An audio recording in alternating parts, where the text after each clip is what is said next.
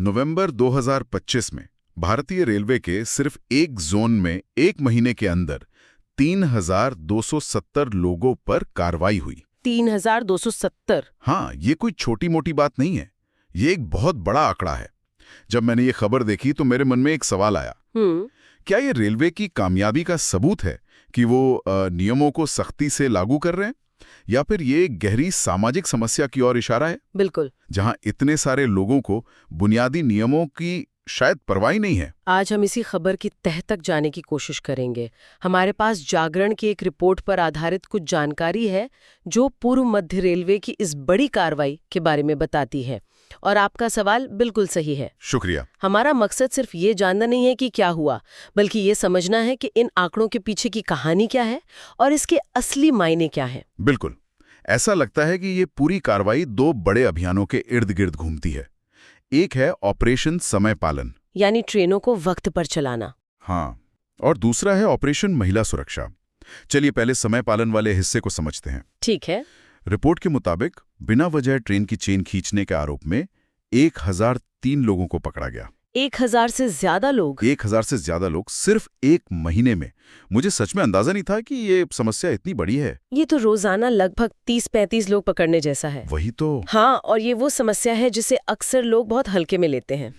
उन्हें लगता है कि अरे एक बार चेन खींचने से क्या फर्क पड़ जाएगा, लेकिन इसका असर बहुत भयानक होता है। कैस्केडिंग इफेक्ट जैसे क्या? बिल्कुल, श्रृंखलाबद्ध प्रभाव। सोचिए, आप एक बहुत जरूरी इंटरव्यू के लिए जा रहे हैं और आपकी ट्रेन 2 घंटे लेट हो जाती है। ओह हाँ। और बाद में पता चलता है कि ऐसा इसलिए हुआ क्योंकि रास्ते में 5 अलग-अलग लोगों ने सिर्फ अपने घर के पास उतरने के लिए चेन खींच दी थी। तो एक की हरकत का असर हजारों लोगों की जिंदगी पर असर डालती है और पूरे रेलवे नेटवर्क का शेड्यूल बिगाड़ देती है। और अब लगता है कि रेलवे इसे हल्के में नहीं ले रहा है। यहाँ दिलचस्प बात यह है कि ये कार्रवाई रेलवे अधिनियम की धारा 141 के तहत की गई है। हाँ, ये कोई मामूली नियम तो नहीं है ना? बिल्कुल नहीं। ये जानना बहुत जरूरी है। धारा 141 के तहत रेलवे के काम में जानबूझकर बाधा डालना एक गंभीर अपराध माना जाता है। अच्छा। इसमें 1 साल तक की कैद या 1000 रुपए का जुर्माना या फिर दोनों हो सकते हैं। तो अब ये मजाक का मामला नहीं रहा? नहीं, जब रेलवे इस धारा का इस्तेमाल कर रहा है तो वो ये साफ संदेश दे रहा है कि इसे अब बर्दाश्त नहीं किया जाएगा। और ये कोई 1-2 जगहों की कार्रवाई नहीं है। रिपोर्ट में साफ बताया गया है कि सबसे ज्यादा 405 गिरफ्तारियां दानापुर मंडल में हुई, फिर समस्तीपुर में 249 और इसके अलावा पंडित दीनदयाल उपाध्याय, सोनपुर और धनबाद मंडलों में भी सख्ती हुई। इससे क्या पता चलता है? यही बात इस कार्रवाई को खास बनाती है। ये कोई बिखरी हुई प्रतिक्रिया नहीं है। ये दिखाता है कि रेलवे के पास डेटा है। अच्छा, डेटा ड्रिवन एक्शन। हाँ, उन्हें पता है कि किन रूट्स पर और किन स्टेशनों के पास चेन खींचने की घटनाएं ज्यादा होती हैं। ये लक्षित कार्रवाई उसी डेटा पर आधारित लगती है। सही बात है। और जब यात्री देखते हैं कि हर मंडल में सख्ती हो रही है तो ये एक मिसाल कायम करता है। लेकिन यहाँ एक और सवाल उठता है मेरे मन में। पूछिए। क्या ये सभी लोग सिर्फ मजे के लिए या अपनी सुविधा के लिए चेन खींच रहे थे, या फिर ये किसी और बड़ी समस्या की तरफ भी इशारा करता है? मतलब हो सकता है कि कुछ इलाकों में स्टेशनों की कमी हो और लोगों को अपने गांव या कस्बे तक पहुंचने के लिए ऐसा करने पर मजबूर होना पड़ता हो। ये एक बहुत जरूरी पहलू है जो अक्सर ऐसी कार्रवाइयों में नजरअंदाज हो जाता है।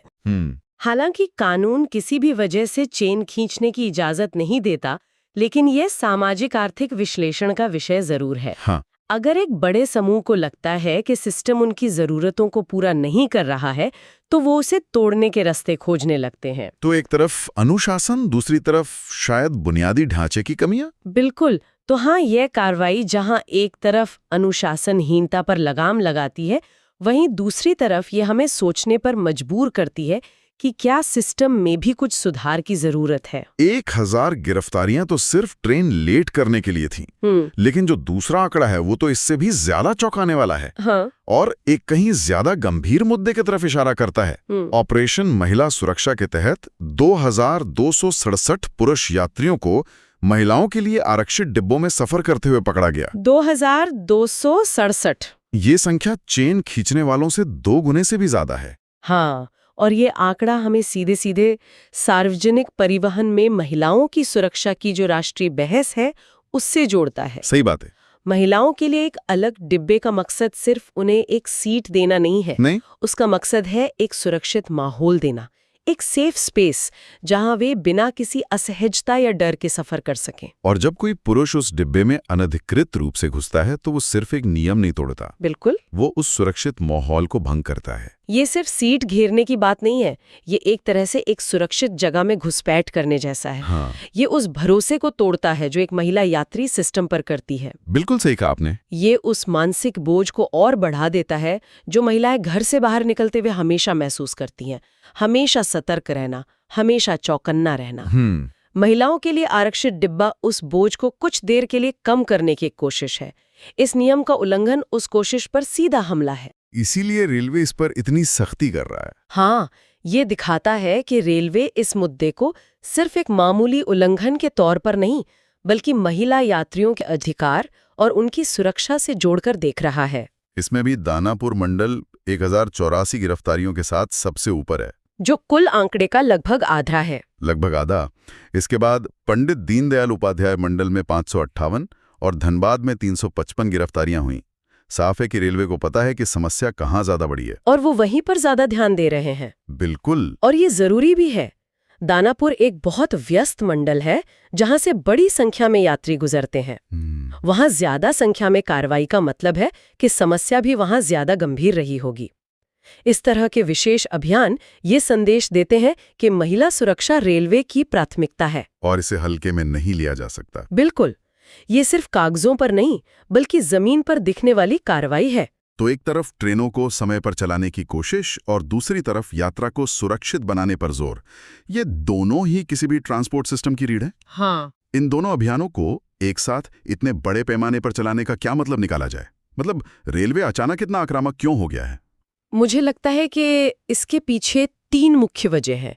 पहली, जैसा हमने बात की, ट्रेनों की लेट लतीफी को कम करके अपनी कार्यकुशलता को बेहतर बनाना। ठीक है।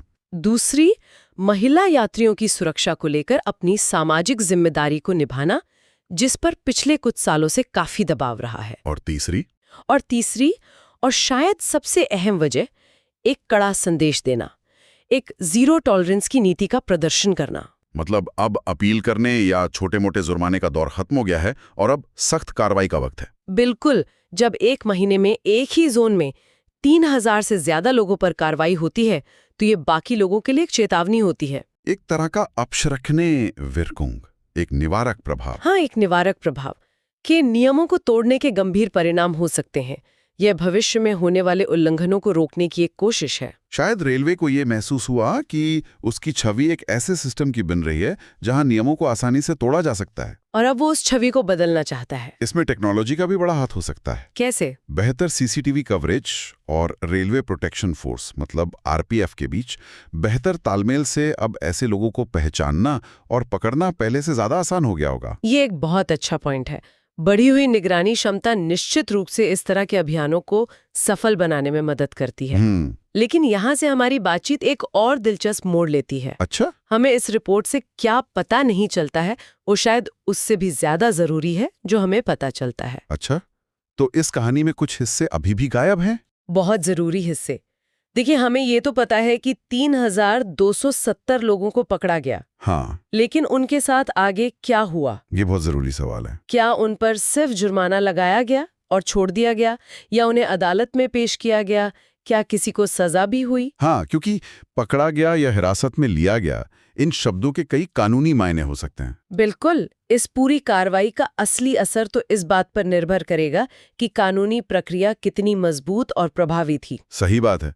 अगर सजा सिर्फ कुछ 100 रुपए का जुर्माना है तो शायद इसका निवारक प्रभाव उतना ज्यादा ना हो, बिल्कुल, जितना कि 1 दिन की कैद का हो सकता है। और क्या ये एक औपचारिक गिरफ्तारी थी या कुछ घंटों के लिए हिरासत में रखकर चेतावनी देने जैसा था? इन दोनों में बहुत फर्क है। हाँ, इसके बिना ये आंकड़े अधूरे हैं। बिल्कुल अधूरे हैं। और एक दूसरा अहम पहलू जो इस रिपोर्ट में नहीं है, वो है आम यात्रियों का नजरिया। क्या इस कार्रवाई के बाद यात्रियों को अपनी यात्रा में कोई ठोस फायदा महसूस हुआ? हाँ, सुरक्षा या समय की पाबंदी में क्या उन्हें लगा कि रेलवे सही कर रहा है, या फिर कुछ लोगों को ये बहुत ज्यादा सख्ती लगी?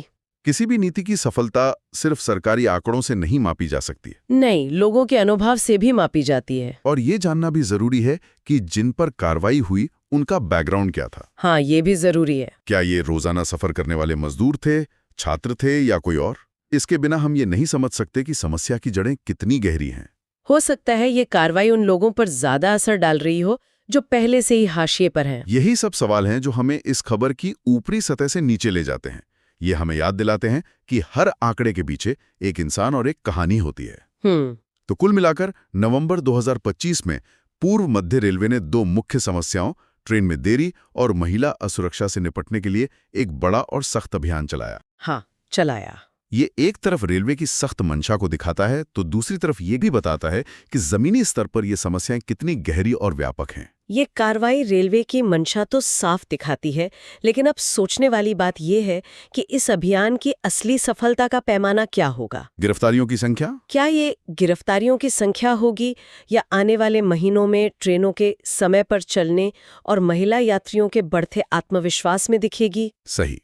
आंकड़े अपनी जगह हैं, पर असली बदलाव तो अनुभव में दिखना चाहिए। बिल्कुल। और शायद ये भी कि क्या रेलवे को बार बार ऐसे बड़े अभियान चलाने की जरूरत पड़ती है या फिर एक बार की सख्ती से लोगों के व्यवहार में कोई स्थायी बदलाव आता है? यही सबसे बड़ा सवाल है जो हमें शुरू में उठाए गए प्रश्न पर वापस लाता है। क्या हजारों गिरफ्तारियां किसी गहरी सामाजिक समस्या का स्थायी समाधान है या ये सिर्फ एक अस्थायी उपाय है? हाँ, एक अस्थायी उपाय है जिसके साथ साथ यात्रियों में जागरूकता लाने और उनकी मानसिकता बदलने की भी जरूरत है। क्योंकि कानून का डर अपनी जगह है। बिल्कुल, लेकिन नियमों का सम्मान करना एक अलग और कहीं ज्यादा जरूरी बात है। और ये बदलाव सिर्फ डंडे से नहीं, बल्कि संवाद और शिक्षा से भी आता है।